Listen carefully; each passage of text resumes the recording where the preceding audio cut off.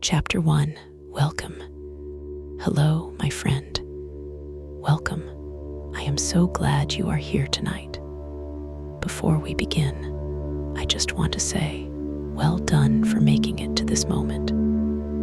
However your day went, however much it asked of you, however full or difficult or long it felt, you are here now, and the day is behind you, and this moment belongs entirely to you. Nothing is required of you right now. Nothing at all. Only this, only rest. So before we go anywhere, I want you to take a slow breath in through your nose. Fill the lungs completely, from the very bottom of the belly, upward.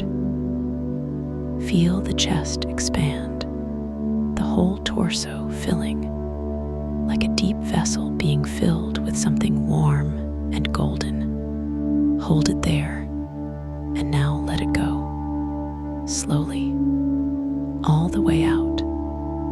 Feel the tension of the day begin to leave with that breath, carried out and dissolved into the air around you. Good, that was wonderful. Let's do that one more time. A slow breath in filling, hold, and release completely. Feeling the body soften with the exhale, the shoulders dropping, the hands opening. One more. In through the nose, a complete, nourishing breath. And out. Beautiful. Now just let the breath find its own rhythm. You don't need to manage it. Just let it breathe you, as it always has, faithful and unhurried. Tonight, my friend, I want to take you somewhere warm, somewhere that smells of butter and yeast and cinnamon, and the deep, sweet, irreplaceable smell of bread baking in the hours before dawn. Somewhere lit from within while the whole town outside is dark and sleeping and still. We are going to a small town bakery, a bakery called simply the bakery. That is what everyone in the town calls it. Not by a fancier name, not by the owner's name, just the bakery, as if it needs no further description, which, for the people of this town, it doesn't. And we are going to spend the hours before sunrise there, in the warmth, in the quiet, with the ovens humming, and the bread rising, and the darkness outside slowly giving way to morning. Come with me. Let's begin. Chapter 2, Relaxing into the Night. But first, I want to help your body truly arrive here, because the body often carries the day long after the day is done. It holds tension in places we don't even notice: the shoulders, the jaw, the hands, the space between the eyebrows. And before we step into the warmth of the bakery, I want to help you set all of that down. Bring your awareness gently to your feet. Just notice them, the weight of them, whatever sensations are there. And now allow them to soften completely, the arches releasing, the toes uncurling, every small muscle in the foot letting go. Feel the feet growing heavy and warm and still. Now let that warmth travel slowly upward into the calves and the shins. These muscles have worked for you all day, and now they can rest. Feel them softening, growing heavier, sinking deeper into the surface beneath you. The knees, the thighs, the long, powerful muscles of the legs, all of it releasing now, growing warm and heavy and completely relaxed. The hips, the whatever you have been carrying here to simply let go. Feel the muscles of the lower back spreading and softening and releasing. The whole lower body heavy and warm and deeply at rest. The belly, allow it to be completely soft. No holding in, no tension, just the natural, easy rise and fall of the breath. The chest. Feel the heart beating there, steady and faithful, as it has beaten every moment of your life. Feel the chest soften around it with every exhale. The shoulders. This is where so many of us keep the day. Allow yours to drop now, really drop, away from the ears, away from any held position, and feel the muscles there releasing their grip. Just letting go. Down the arms, the upper arms growing heavy, the forearms, the wrists, and the hands. Let the fingers open softly or curl gently. Let them hold nothing tonight. The neck long and loose, the throat soft and open, the face, the jaw dropping very slightly, the teeth parting, the muscles of the jaw unclenching completely, the cheeks softening, the forehead smoothing, all the lines of the day's thinking and worrying simply dissolving away. The scalp, the crown of the head, your whole body, from the top of your head to the tips of your toes, is now warm and heavy and completely released. You are ready, my friend. The bakery is warm. The door is open. Come inside. Chapter 3. The Street Before Dawn. It is 3:45 in the morning. The small town is completely, peacefully asleep. The main street, the one that runs through the center of town, past the post office and the hardware shop and the little library with its faded blue door, and the pharmacy with its green cross still illuminated above the entrance, is entirely empty. Not a person anywhere. The street lamps burn amber over the pavement, each one making its warm pool of light, the dark spaces between them belonging more to the night than to the town. The shop windows are dark. The houses set back from the street have their curtains drawn and their lights off, their sleeping inhabitants deep in the best hours of rest. It is cold out here, genuinely cold, the kind of clean, sharp cold that fills the nose when you breathe it. Your breath makes small clouds in the air. The puddle from yesterday's rain has a thin skim of ice forming at its edges. The rooftops across the street are white with frost, the tiles glistening where the street lamps reach them. The stars above are extraordinary, a small town far from city light. The sky above the rooftops is thick and deep and full, the Milky Way visible from end to end, a river of pale light crossing the whole arc of the sky. The constellations are clear and precise. In the east, if you knew exactly where to look, there is the very faintest suggestion, not light, not yet, just a barely there differentiation, that the night might eventually have an end. But that is hours away. The night is still fully itself. And here, 3 shops down from the corner, there is a light. Just one light in the whole sleeping street, warm and amber, coming from below street level, a basement window, glowing steadily from within. And above the window, a painted wooden wooden sign, slightly weathered, its letters friendly and unassuming. THE Bakery. From the ventilation grill at the side of the building, something rises into the cold night air. The smell of bread, warm and yeasty and deep and completely unmistakable. The smell of bread baking at 3:45 in the morning while the whole town sleeps.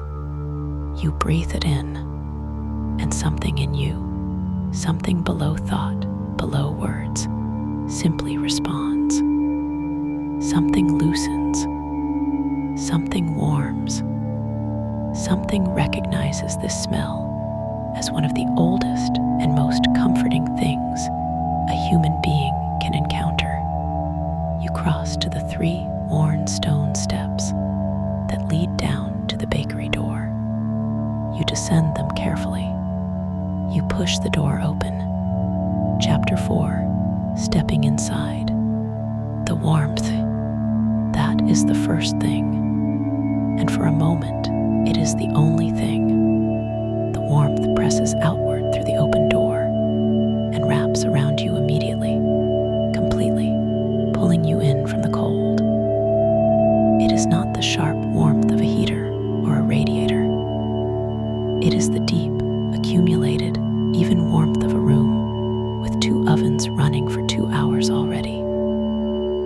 Every surface has absorbed it. Every wall and floor and shelf is radiating it back, and the whole space has reached a steady, settled temperature that requires nothing from you except to step in and receive it. The door swings closed behind you. The cold is entirely gone. The bakery closes around you. You look around. The front room, the shop, is low-ceilinged and warm and lit by a single lamp behind the counter. Its light soft and amber, not bright enough to demand your full alertness, just enough to see by. The display counter is empty at this hour, its glass clean, waiting for the morning's production. 3 small round tables with wooden chairs for the customers who like to sit. The walls are cream plaster, slightly textured. A chalkboard above the counter with the day's menu. A small shelf of plants, their leaves dark and glossy in the warmth. The floor is old hexagonal tile, cream and dark green, worn smooth by years of feet. The grout darkened with time. The whole floor slightly uneven in the way that very old floors are. And the smell, now that you are inside, the smell is even more present. It is the air itself in here, thick and layered and extraordinary. The yeast and warm flour of the bread baking below. The sweetness of something with sugar in it. A thread of cinnamon. The ghost of coffee absorbed into the counter and the walls from years of morning coffees. And beneath it all, the foundation of everything, butter, the warm, sweet, completely irreplaceable smell of butter in baked things. You breathe it in slowly, and from below the wooden staircase at the back of the shop, you hear a sound, soft and rhythmic and completely steady. Someone working. Chapter 5, CLARA. Her name is Clara. She has run this bakery for 11 years, not the founder of it, because the bakery has been here for 43 years across 3 different keepers, but the current one, the current steward of its warmth and its recipes, and its particular, irreplaceable character. She is in her early 40s. Her hair is pinned back practically. There is flour on her chin and on the right knee of her apron, she touched her chin without thinking earlier, as she often does, leaving a ghost of flour there. She does not know it is there. It does not matter. She started at 3 this morning, has started at 3 every morning for 11 years, except Sundays, and the 2 weeks in January when the bakery closes. Her body has long since adjusted to this. She wakes a few minutes before her alarm each morning, her internal clock as reliable as the clock on the wall. She makes tea in her kitchen 3 streets away. She drinks it standing at the sink looking out at the dark garden. She is not unhappy. She is awake, and the morning is beginning, and there is work to do that she loves. She arrived at the bakery at 3:10. She turned on the ovens.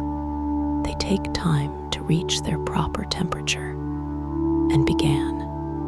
Tonight, this morning, she is working at the long wooden table in the basement kitchen, and she has a bowl of dough in front of her. She mixed this dough last night, covered it carefully, left it in the cold room overnight for its long, slow, cold fermentation. Now she has brought it out, lifted the cloth, and looked at it with the assessing eye of someone who has done this 10,000 times. It is perfect, domed and smooth, its surface pale cream, its texture. When she presses one finger gently in yielding and elastic, springing back slowly and completely, she smiles.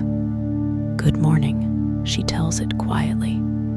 She begins. Chapter 6. The kitchen. You come down the narrow wooden staircase to the basement kitchen. It is a proper working kitchen, not a home kitchen, not a demonstration kitchen. A real, functional, serious place. The floor is concrete, sealed smooth. The walls are white tile, easy to clean. The ceiling is low, just high enough to stand comfortably, with the original stone vault of the basement visible above the more recent additions. The kitchen runs the full length of the building. Along the left wall, the ovens, 2 of them large and professional, their dials and controls worn at the most used points. Their doors are closed, and the temperature gauges show their working heat. And from within them comes the constant, low, radiating warmth of ovens that have been running for 2 hours. Along the right wall, the refrigerators and the cold room and the shelves of dry goods. Flour in its large containers, sugars, salt, dried fruit, the jars of spices, the tins and trays and racks, and all the equipment of a working bakery kitchen, each in its place. In the center, the long wooden table, pale from years of scrubbing, its surface smooth and cool, slightly dusted with flour. This is where Clara is working. She is shaping the bread. The sound of it, the soft, rhythmic push and turn of the dough on the table, the barely there sound of the dough being worked, is the only sound in the kitchen apart from the hum of the ovens. She works without radio, without music. She finds the quiet necessary. The work needs her full attention, or rather, it needs the particular quality of attention that comes when there is nothing else competing for it. You find a stool by the wall and sit. Clara does not stop working. She glances at you once, acknowledges your presence with the ease of someone entirely comfortable in her own space.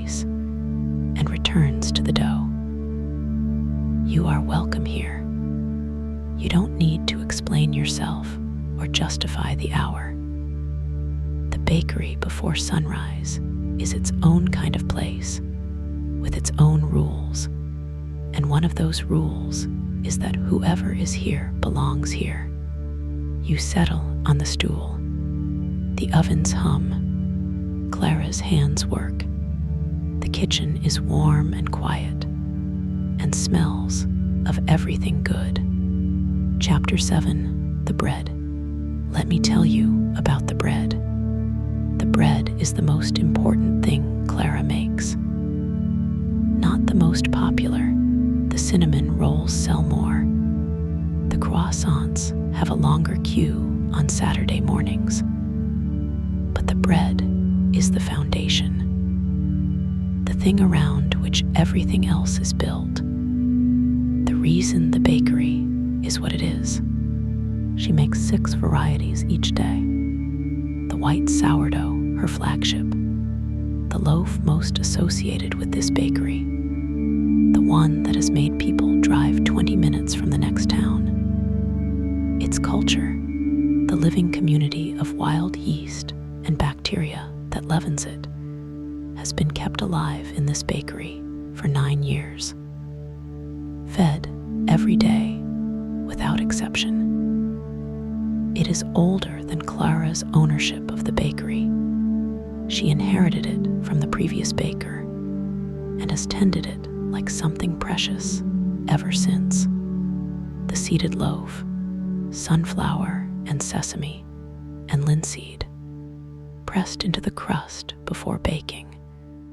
The seeds toasting in the oven's heat and adding their own layer of smell to the kitchen. The rye, dark and dense and slightly sour, with a flavor that takes some people a while to love, but once loved is loved completely. The plain white, for the people who want something simple and familiar, and there is nothing wrong with that. The spelt, and on Fridays, the focaccia, olive oil and rosemary, flat and dimpled, baked on a tray, and sold warm and cut into squares, and it is always gone before 11. Right now, the sourdough and the seeded loaves are in the oven. The plain white is proving, covered on its tray, rising slowly in the warmth of the kitchen, its shape gradually filling out, its surface slowly doming. Clara is shaping the rye. The rye dough is denser than the others, less elastic, more sticky. It requires a slightly different handling, more confident, less coaxing. Her hands move through it firmly, shaping it into its oval form, placing it in its proving basket with the seam on top, covering it. She moves without wasted motion, every movement exactly what it needs to be. Years and years have made her like this, not hurried, not performing efficiency, just genuinely efficient, the way expertise always is. She is not thinking about what comes next or what she did last. She is here with this dough, shaping this loaf, fully present, as you are, or as you are becoming, right now, in this warm kitchen, breathing this warm air. Chapter 8, The Timer. The timer rings. Clara crosses to the oven. She opens the door, and the heat and the smell come out together. A wave of both. The smell dramatically stronger now that the door is open. The bread having fully baked into itself. The crust having developed. The whole loaf having become what it is going to be.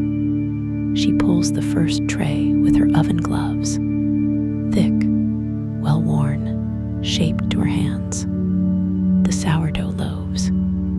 They are beautiful, a deep mahogany agony brown on the crust, the scoring she made before they went in having opened in the oven's heat, the cuts blooming upward into ridges that are darker than the surrounding crust. The surface has a slight sheen. The shape is perfect, not too flat, not too high, exactly the right proportion. She taps each one on the bottom.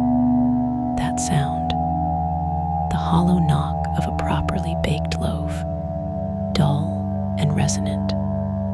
The sound of an interior that is set correctly, of steam having escaped through the crust, of a loaf that is done. She nods.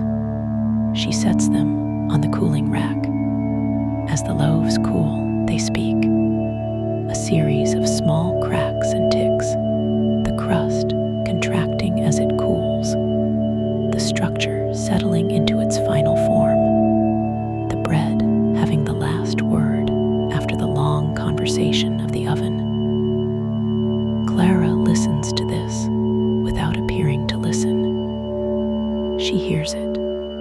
She always hears it. The bread cooling, making its small sounds, finishing itself.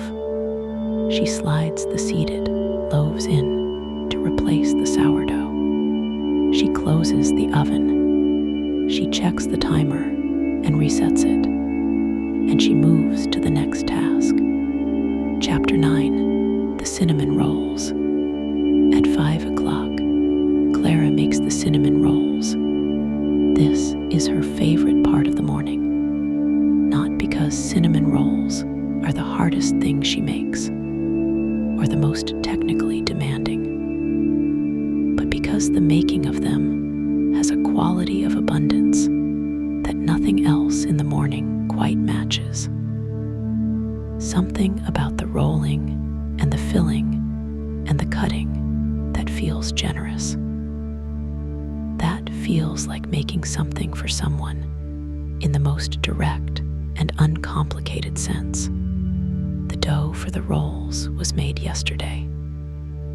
It is an enriched dough, eggs and butter mixed in along with the flour and the yeast, making it softer and richer and more golden than plain dough. She turns it out now, and it lands on the floured table with a soft, substantial sound, warm and pliable, and alive in the way that good dough always feels alive. She rolls it flat. The rolling pin, plain wood, heavy, worn smooth at the grip points from years of use, moves across the dough with steady, even pressure. The dough spreads obediently, evenly, to the right thickness. She spreads the filling. First the butter, softened to just the right consistency, spreadable, but not melted, spread across the whole surface of the dough in an even layer. Then the sugar, a generous amount, brown sugar for the depth of its flavor. And then the cinnamon. She opens the cinnamon jar, and the smell fills the kitchen. It is immediate and complete, cinnamon reaching every corner of the room instantly. A warm, spiced, sweet smell that is above all else comforting. The smell of kitchens and cold mornings and something good being made. The smell of warmth stored in spice.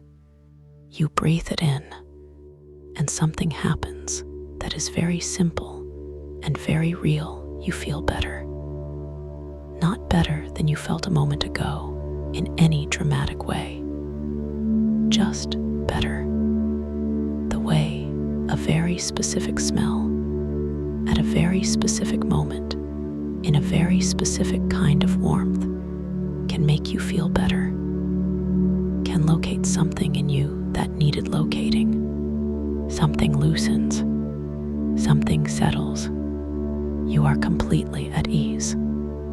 Clara spreads the cinnamon evenly across the buttered, sugared dough. She rolls the whole thing from the long edge, tightly and carefully, into a log.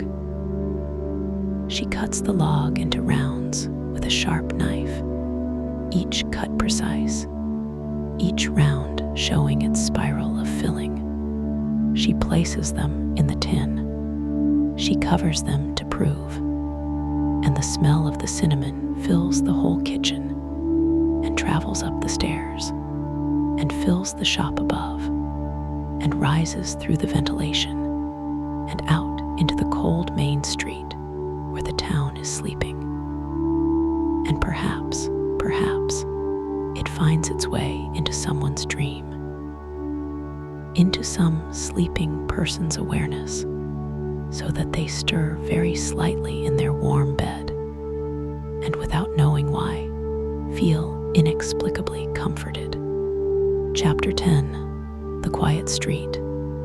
Through the small, high window, the one that sits at pavement level, looking up at the street, the night is unchanged. Dark still, cold. A cat has appeared on the pavement outside. A gray one, moving with the deliberate, unhurried confidence of a cat that considers the whole town its own personal territory. It pauses outside the window and looks down, seeing the warm light of the kitchen, perhaps smelling the bread. Then it moves on. It has places to be, otherwise nothing. Not a person, not a car, not a sound from the street above. Clara is working at the pastry now. The croissant dough that she has been laminating for 2 days, folding and rolling butter into it in layers and layers that will create, in the oven's heat, the hundreds of thin, flaky layers of a proper croissant. She rolls it now on the cold marble slab. She keeps a marble slab for pastry work because marble stays cold. And cold is essential for the butter to stay in its layers, rather than melting and blending into the dough and losing the effect. Her hands work quickly on the marble. This part of the process she does quickly. The butter must stay cold. The dough must not warm up. She cuts the triangles, rolls them from their wide ends into their crescent shapes, tucks the tips under. She places them on the tray. Into the second oven they go, a slightly lower temperature than the bread ovens, for a longer time. She closes the oven door. The kitchen is now running 2 things simultaneously. The seeded loaves in one oven, the croissants beginning their transformation in the other. 2 different smells layering together, bread and butter, yeast and pastry, 2 of the most fundamental smells that human baking produces.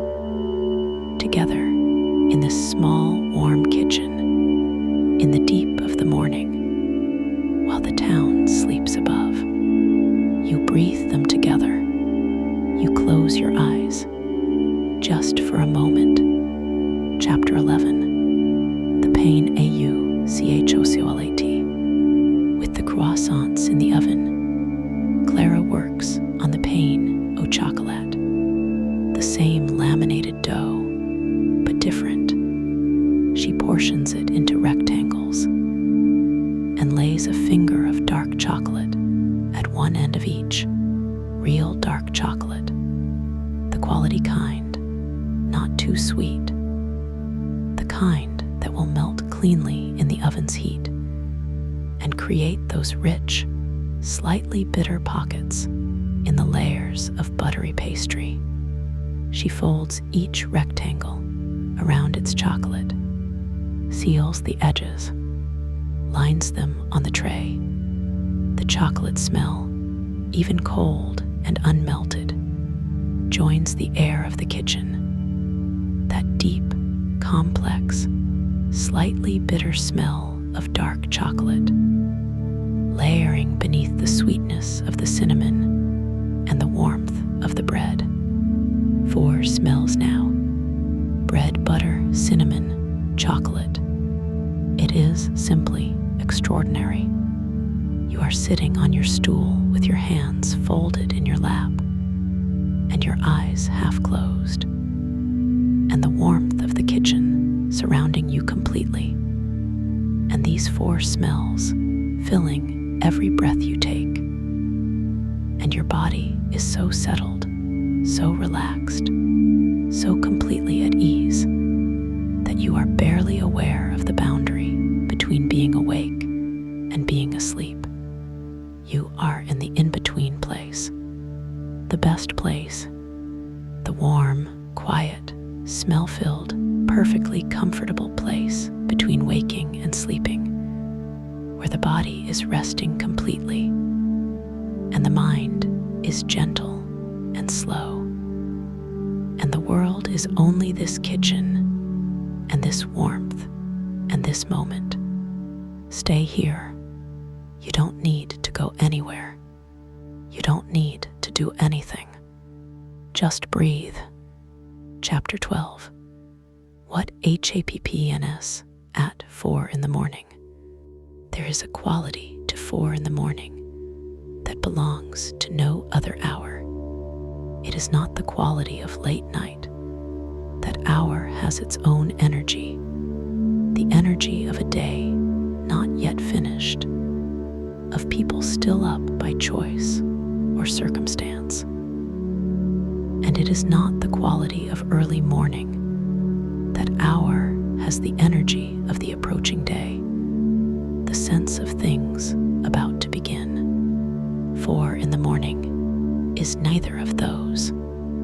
4 in the morning is the center of the night, the hour when the whole world is most fully asleep, when the body is deepest in its rest, when the mind is furthest from the surface, when the business of living has been set down so completely that even the dreams have often stopped, and there is simply sleep, pure, dark, restorative sleep.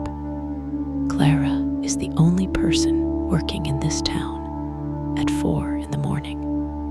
She knows this in a general way, without thinking about it explicitly. The knowledge simply exists as a background fact of her life, that while she stands at the table and shapes the loaves and monitors the ovens and works through the morning's tasks, the town around her is in its deepest rest. She is awake so they can sleep. This does not feel like a sacrifice to her. She chose this. She chooses it every day, every morning at 2:45, when the alarm nudges her from sleep. Every time she ties on her apron and turns on the ovens in the dark. She is a person who does her best work in the quiet, who thinks most clearly when there is no one else around, who finds something sustaining rather than depleting in the solitude of the early hours. The bakery is her kind of world, dark outside, warm inside, quiet, the work of the hands, the smell of the bread. She is at home, completely at home, and something about being in the presence of a person completely at home in their work, in their chosen life. Something about that is itself very restful to be around. You breathe, you settle deeper onto the stool. The oven hums, the night continues. Chapter 13. The DLIVRIS. At 5:30, there is a knock at the back door. Clara does not startle. She was expecting it. The same knock at the same time. It has come every morning for years. She calls out without moving from the counter. The milk delivery. The young man who does it. She knows his name, Tom. She has known him since he was in school. Opens the back door and leaves the bottles on the step and collects the empties and is gone in 2 minutes flat, with a quiet good morning through the door and nothing more. He has his rounds to finish. The whole thing is so practiced and so efficient that it is barely a disruption at all. Just a brief, friendly punctuation in the morning's work. Clara brings the milk inside. The bottles are cold from the morning air, sweating slightly as the cold glass meets the warm kitchen. And she sets them on the counter where they will come to temperature while she works. At 5:50, another knock, larger, more effortful. The flour delivery, Joan from the mill, who has been doing Clara's delivery for 8 years, and with whom Clara has a precise, warm, efficient relationship.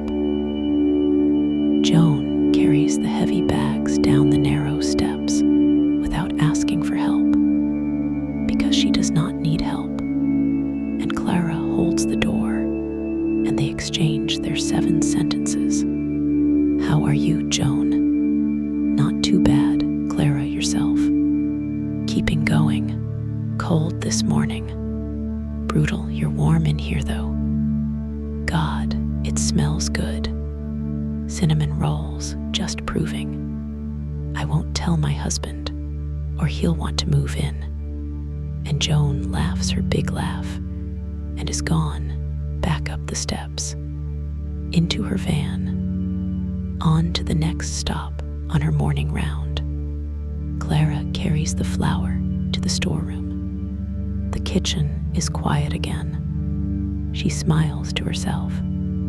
These small exchanges, briefer than most conversations, warmer than most interactions of equivalent length, are one of the things she loves about the morning. The milk and the flour and the early customers and the particular, compact warmth of people who are up before the world and understand each other without needing to say so. Chapter 14. The first loaves cooling. The sourdough loaves have been on the rack for 45 minutes now. Clara checks them. The crust has crisped and set. The loaves have spoken their small language of cooling cracks and ticks, and are now silent, fully themselves, finished. She lifts one, the largest, the one destined for Mrs. Hannigan, who has ordered it every week for 7 years, and holds it in both hands. The weight of it, the warmth still in it. She taps the bottom one more time. That hollow, resonant, completely satisfying sound. Good. She carries the loaves upstairs and begins to arrange the display. The shop is beginning to look like itself. The bread at one end of the display.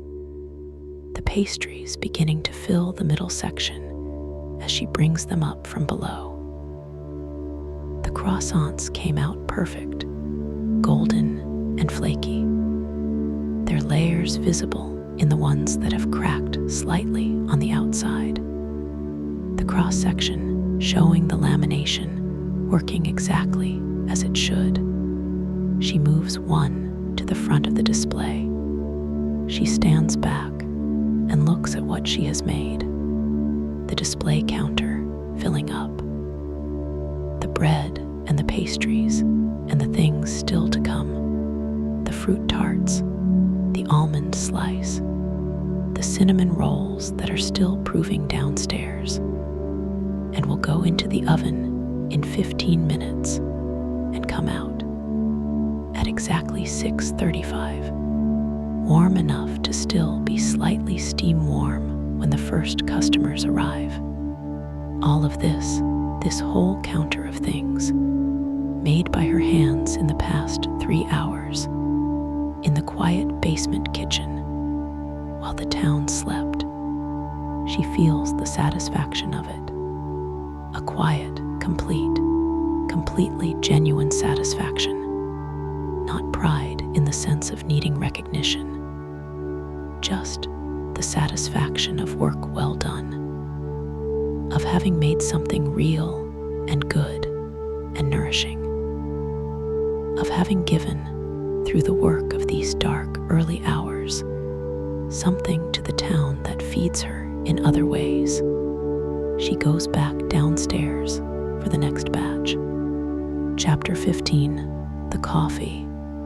At 6 o'clock, Clara allows herself a moment. She comes upstairs, flicks the switch on the coffee machine. It has been warming for 20 minutes already, building its pressure, and waits the brief time for it to signal ready. She makes an espresso. The small, dark, intense coffee fills the little cup, and she takes it to the counter and leans against the back of it, both hands around the cup, and drinks it slowly. The shop around her, the display counter filling with the morning's work, the lamp behind the counter casting its warm amber light, the chalkboard menu with today's special added at the bottom in her handwriting, cinnamon rolls just out of the oven, the small tables waiting for the customers who will sit, the window, the small one looking up at the main street, showing a different quality of dark than an hour ago. Still dark, but differently dark. The east is beginning, impossibly faintly, barely perceptible, but beginning to carry the first suggestion that it knows the sun exists and that it is eventually coming.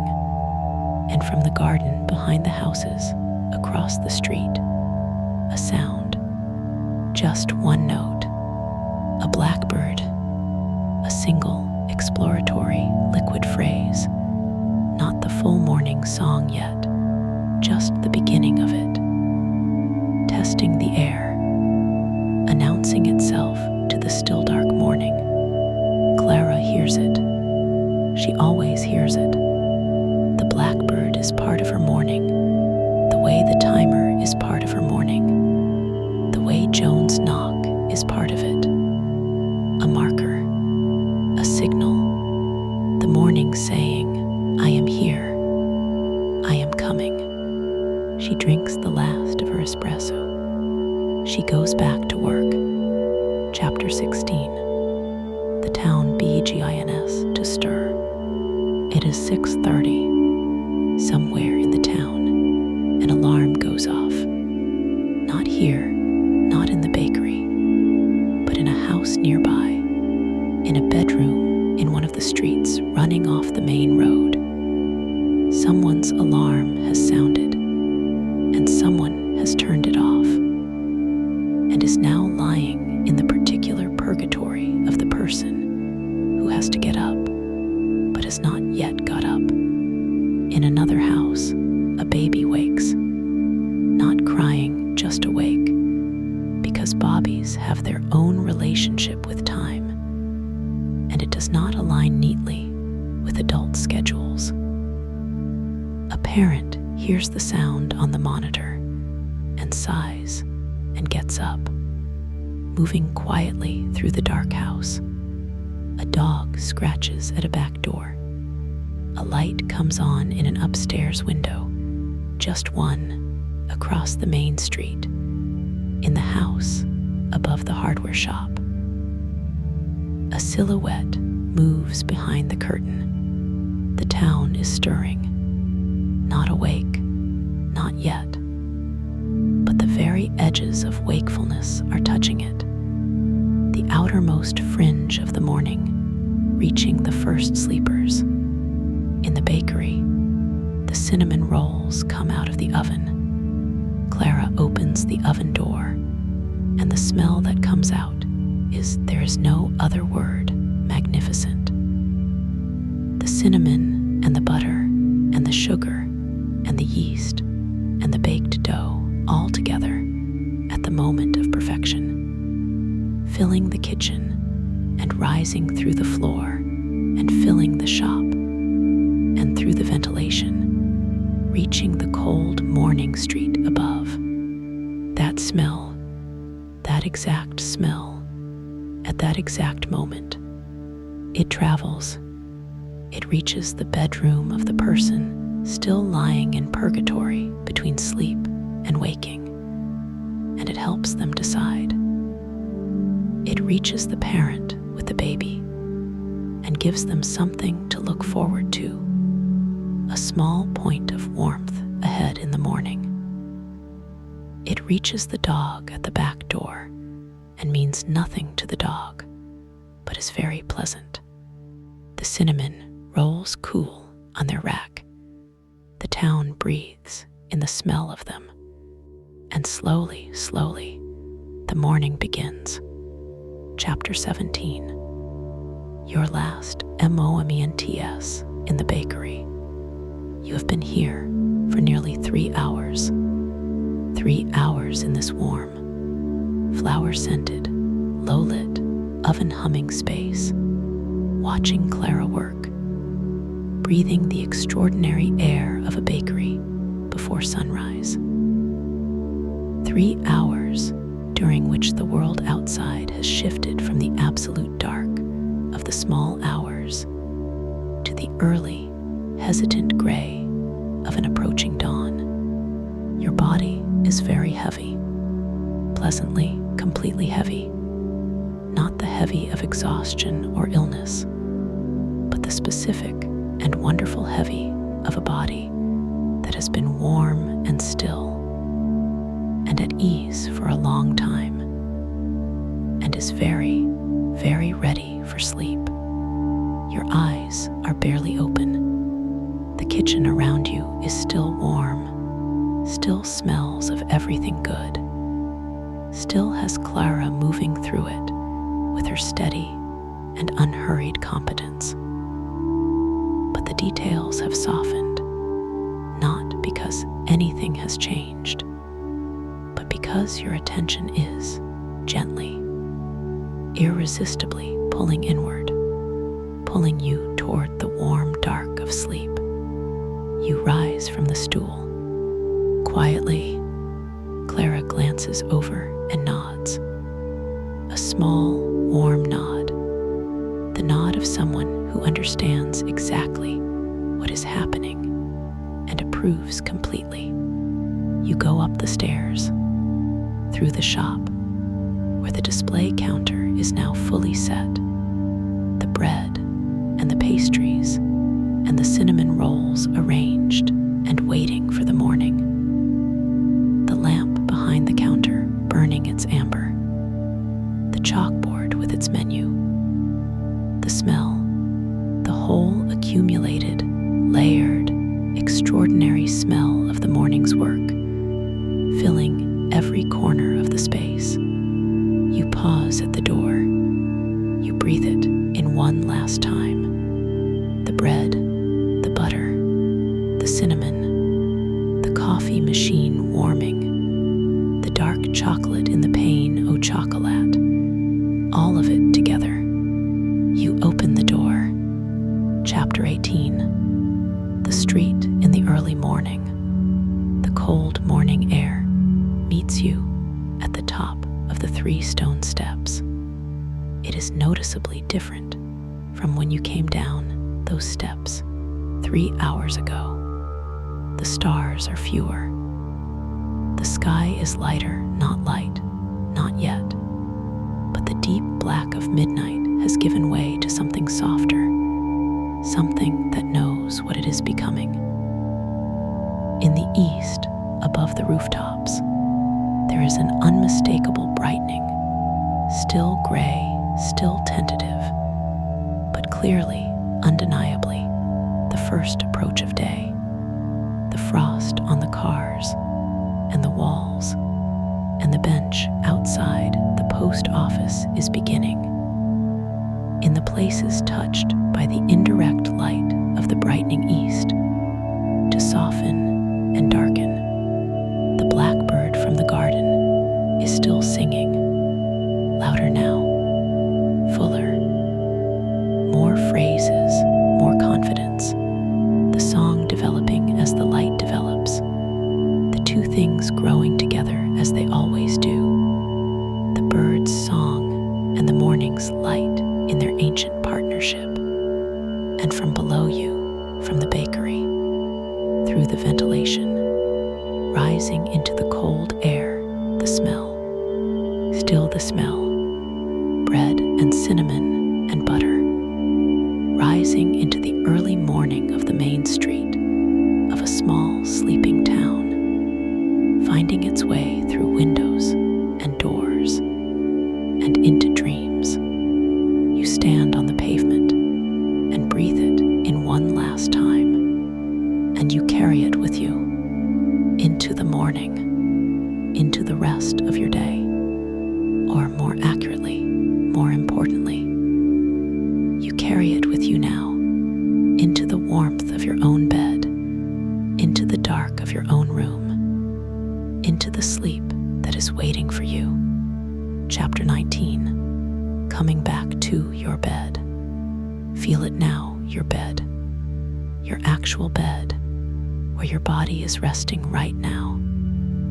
The mattress beneath you, the pillow under your head, the blanket or duvet over you, its weight, its warmth, the way it holds you. Feel how comfortable you are. Really feel it. The comfort of a warm bed at the end of a long day, or in the middle of a long night, is one of the most genuine and most underappreciated pleasures in a human life. It is not a small thing. It is a very good thing. And you have it right now. You have warmth. You have safety. You have the quiet of your room around you. And somewhere in the warm memory of the last hour, the smell of the bakery, bread and butter and cinnamon, is still with you, faint but present, the most comforting smell imaginable. Let your body sink into the mattress a little further. Let your breathing slow a little more. Let your mind, which has been so patient and so gentle tonight, grow quieter still. You are so close to sleep, right there, just at the edge of it, the warm, dark, patient, welcoming edge of sleep. Let yourself go over it, softly, without effort. Chapter 20, Good night. Good night, my friend. Good night from the bakery.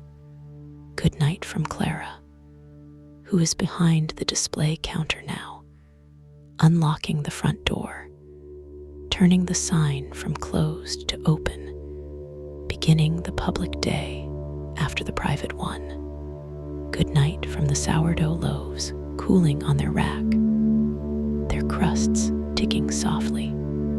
Good night from the cinnamon rolls, warm in their tin, sweet and golden and spiral and perfect. Good night from the croissants with their hundreds of layers, each layer a fold, each fold an act of patience. Good night from Mrs. Hannigan's reserved sourdough loaf, waiting on its shelf. Good night from the blackbird, whose morning song is full now and rich and completely itself, filling the main street with its ordinary, extraordinary music. Good night from the frost, melting. Good night from the small town, waking slowly into its day. Good night from the warm kitchen below street level, where the ovens are still running, and the smell of fresh bread is still rising. And Clara is already beginning the next batch, because a bakery is never quite finished. There is always the next batch, and this is not a burden, but a pleasure. You did well today. You made it through, and now you are resting, really resting, in the warmth of your bed, in the quiet of your room, with the smell of bread still somewhere in the warm memory of your body. Sleep now, deeply, completely, peacefully, the sleep of a person who has been somewhere warm and good, and has carried the warmth of it home with them. The sleep that restores everything. The sleep you deserve.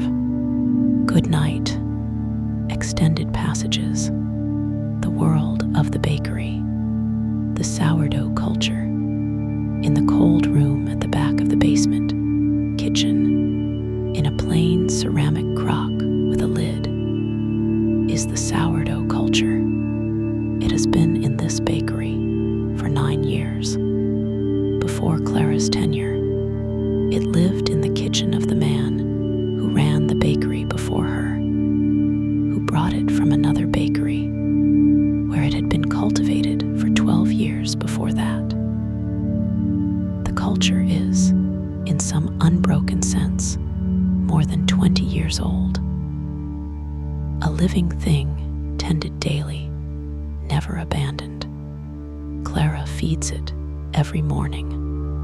After the first batch of bread is in the oven and the sourdough loaves are cooling, and the pressing work of the morning is settled into its rhythm, she takes a few minutes and feeds the culture.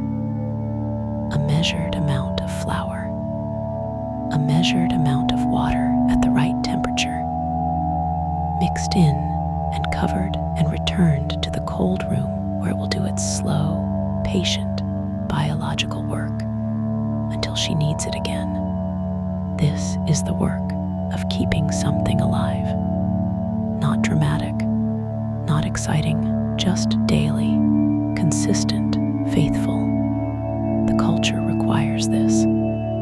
It requires daily attention or it changes, loses its character, becomes something less than what it is. 9 years of daily feeding have made it into something specific and irreplaceable.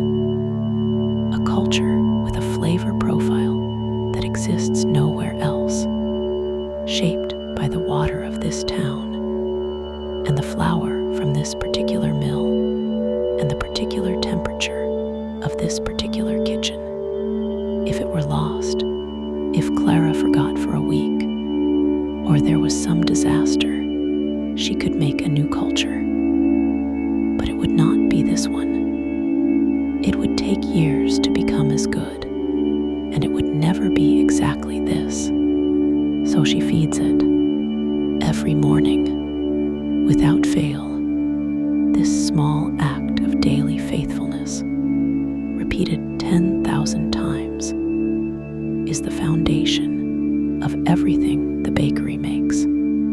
Peter, at 7 minutes past 7, the door opens. He is always first, has been first for more years than Clara has been here. His name is Peter, retired school teacher, lived on the main street his whole life, knows everyone, and is known by everyone. He comes for a white sourdough loaf, a cinnamon roll, and a black coffee. Every morning, the same. He sits at the table nearest the window, always that one, always the same chair at that table, and he drinks his coffee and eats his cinnamon roll slowly, looking out at the main street beginning its day. "Good morning, Peter. How are we this morning?" He always answers this question seriously, not in the social, deflecting way, "Very well, thank you," but thoughtfully, as if the question merits a real answer, which it does, because Clara asked it as one. "Not too bad," he might say. "Bit stiff, cold weather," or "Very well, actually. Slept right through," or simply, "Grateful, Clara." And then he sits at his window and watches the street and eats his cinnamon roll and drinks his coffee. And after a while, he takes his bread under his arm and says goodbye and goes. He has been doing this for more years than either of them has counted. Clara would miss him if he didn't come. She has told him this once. He nodded and said nothing, and the next morning he was there as always, and the morning after that, and that was enough.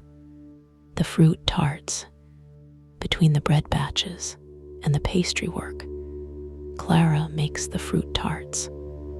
The shells, small, individual, pale golden pastry cases. She baked blind earlier, their edges perfectly even, their bases flat and crisp.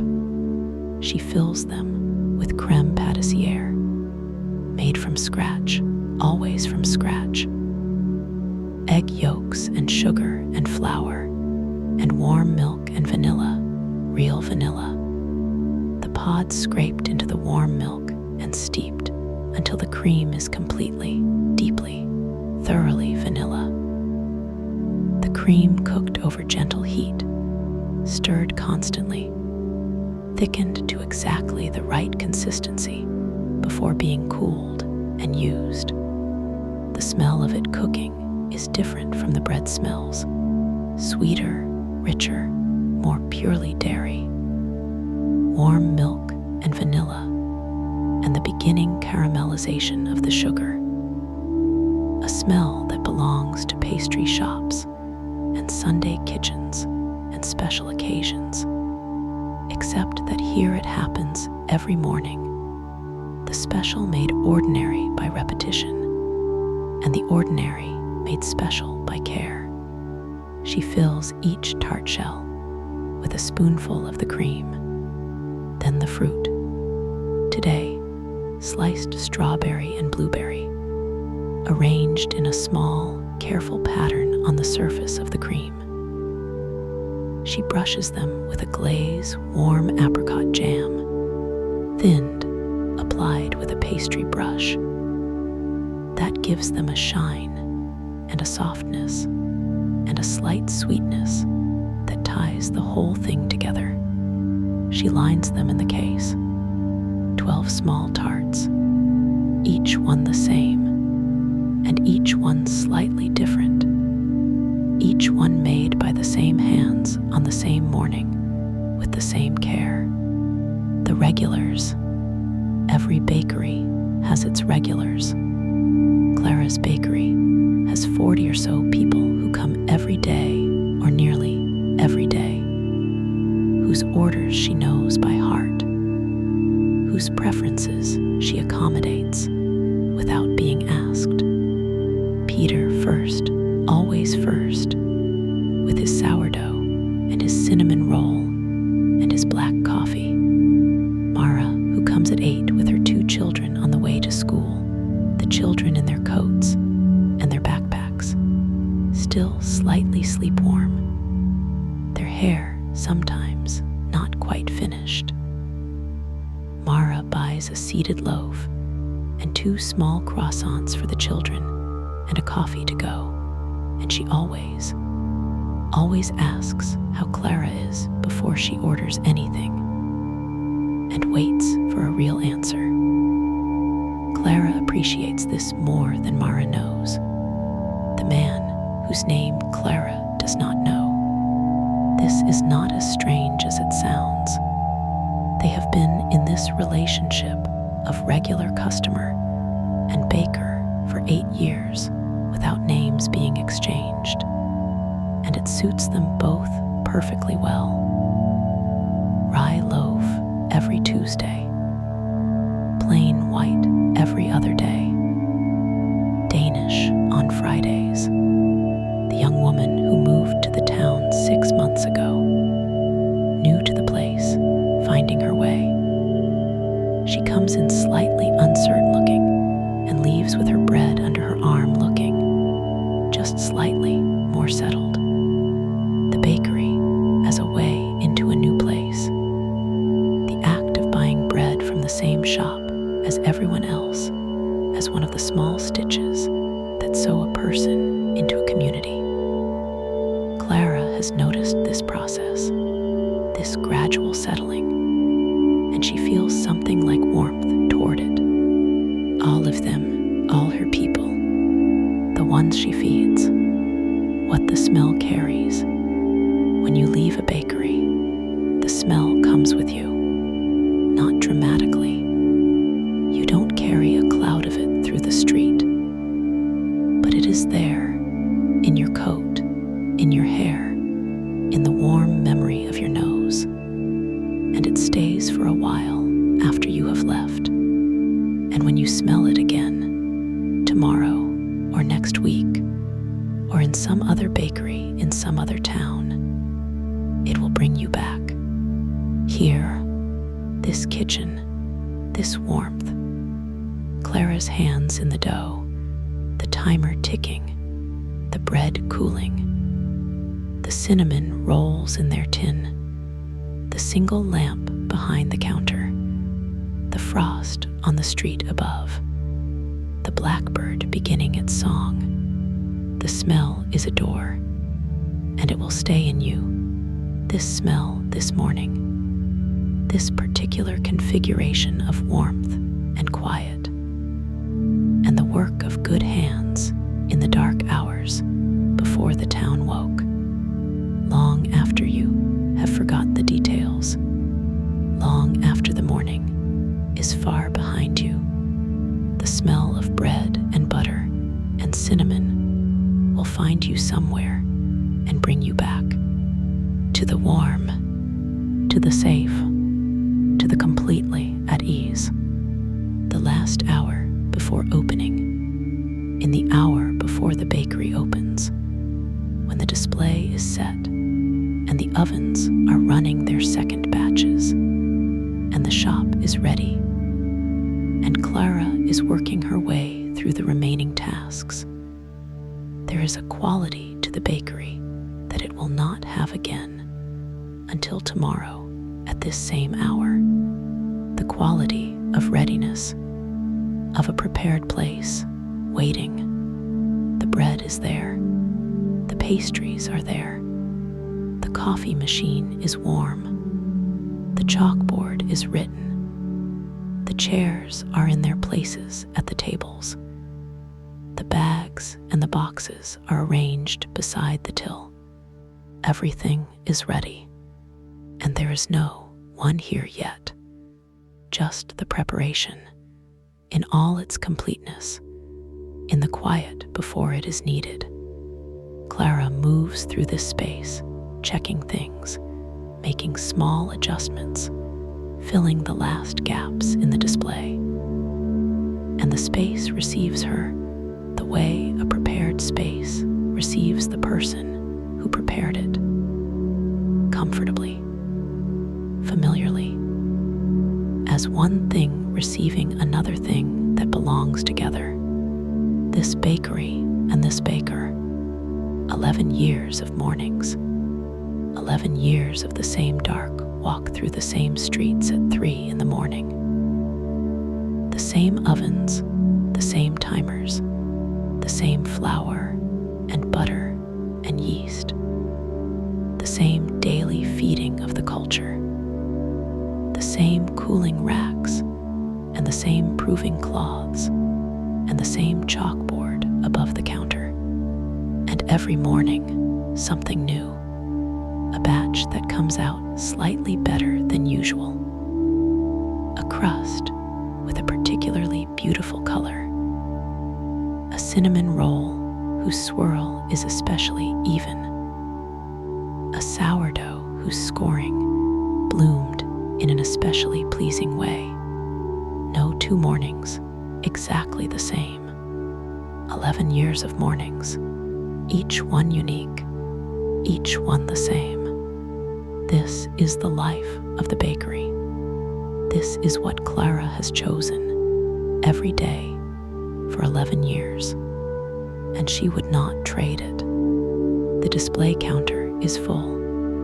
The ovens are running. The coffee machine is ready. The blackbird is singing. The frost is melting. The town is waking. Clara is behind her counter, turning the sign, and you are resting in your warm bed, in your quiet room, with the smell of bread and cinnamon somewhere in the warm memory of your body, sinking down into the deep, dark, healing quiet of sleep. The sleep that Clara will have this afternoon when the bakery is closed and the work is done, and she has given the town what it needs. You have given your day what it needed to. Now you rest deeply, completely, peacefully. Good night, my friend. Sleep well. You deserve every moment of it. Good night.